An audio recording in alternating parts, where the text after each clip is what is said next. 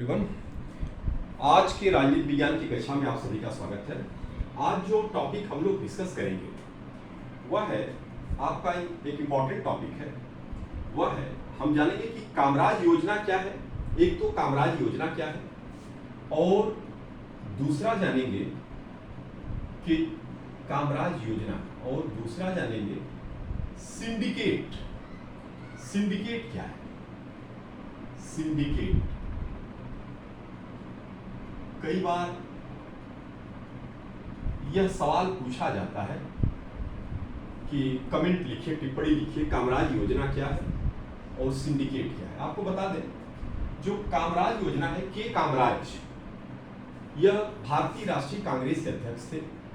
सन 1963 में यह भारतीय राष्ट्रीय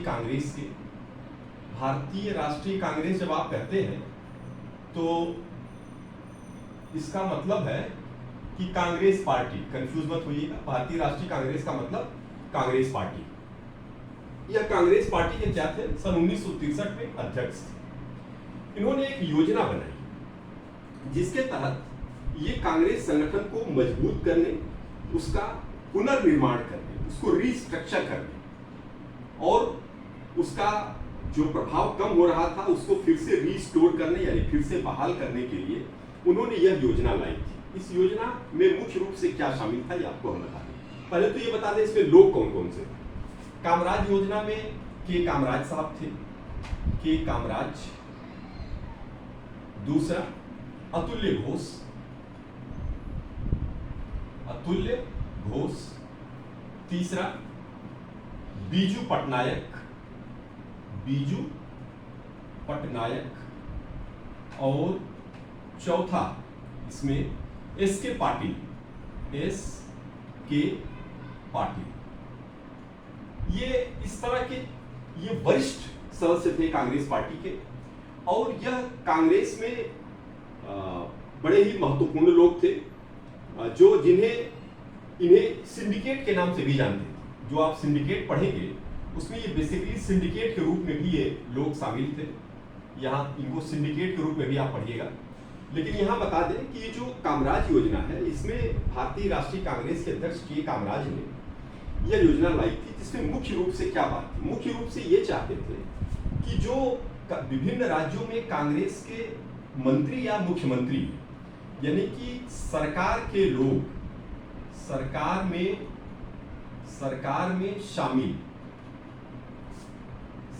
पार्टी के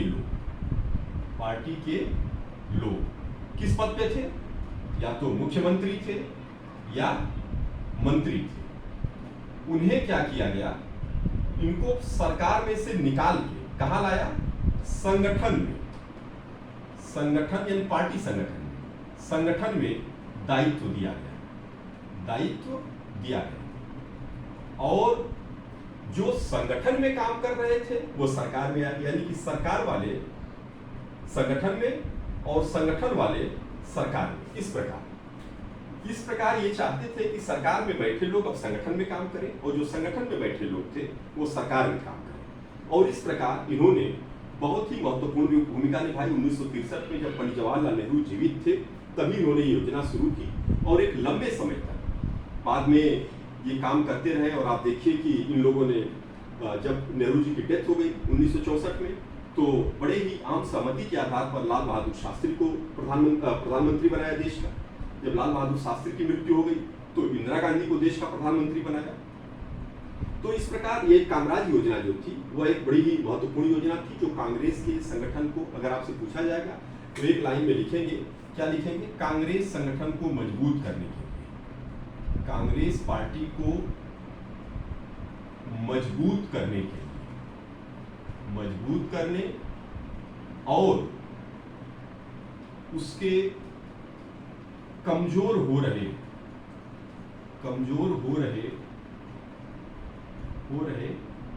जनाधार को मजबूत करने के लिए यह योजना बनाई थी।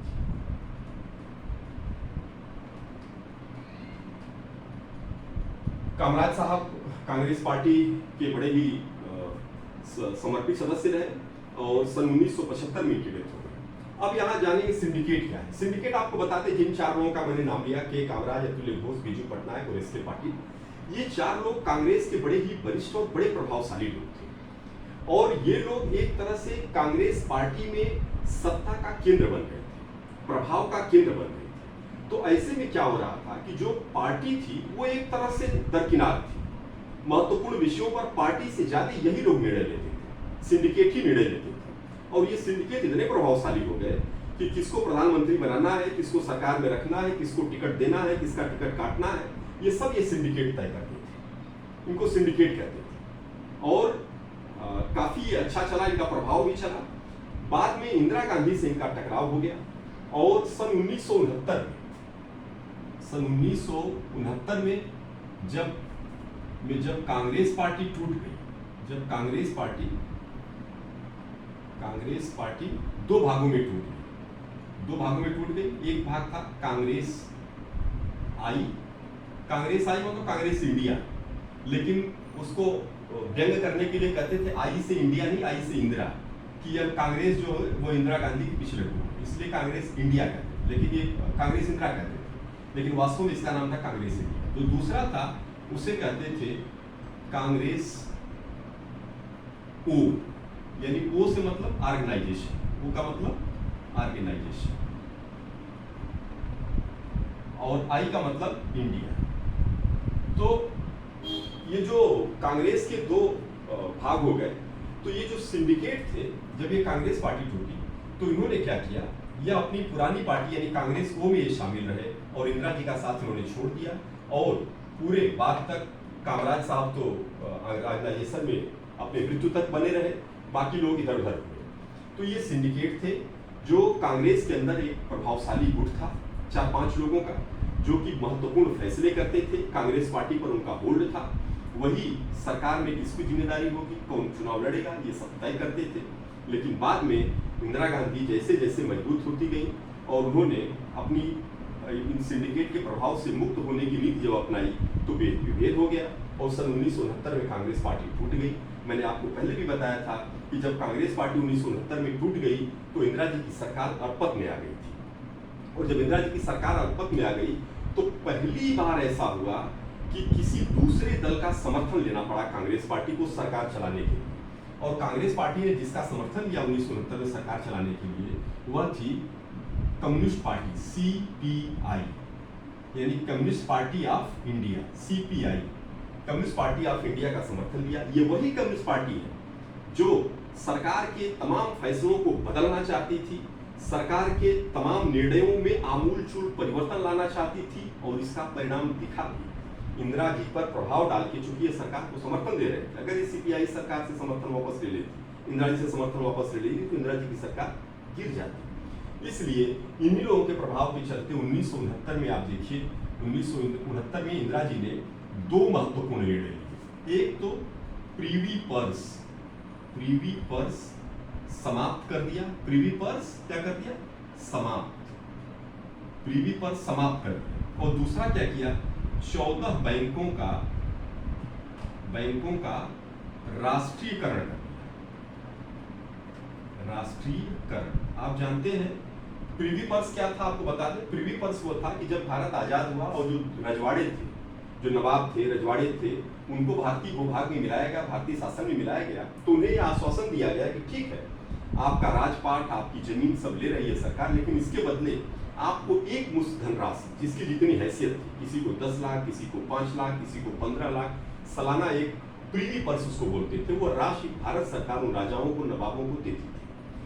सीपीआई इसका विरोध करती थी, जितनी कम्युनिस्ट पार्टियां थी इसका विरोध करती थी कि यह सामंती व्यवस्था, ऐसा क्यों किया जा रहा है, नवाब और राजाओं को ये पैसा जनता का क्यों दिया जा रहा है।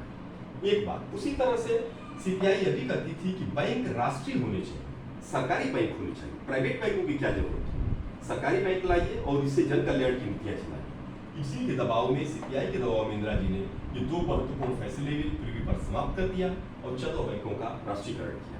इसी समय आप देखिए 1969 के बाद जब 1971 का इलेक्शन आया तो पहली बार इंदिरा जी ने गरीबी हटाओ का नारा दिया। इंदिरा जी इस बात को समझ गई थी, देश की नब्ज को समझ गई थी कि अगर इस देश पर लंबे समय तक शासन करना है तो देश के गरीब, गुरबा, पिछड़े, दलित जो समाज था उसको जोड़ना होगा, अपने साथ लेना होगा, और यहाँ से एक नई कलेवर में कांग्रेस पार्टी की होनी शुरुआत। मुझे उम्मीद है कि आप ये दोनों अवधारणा समझे होंगे।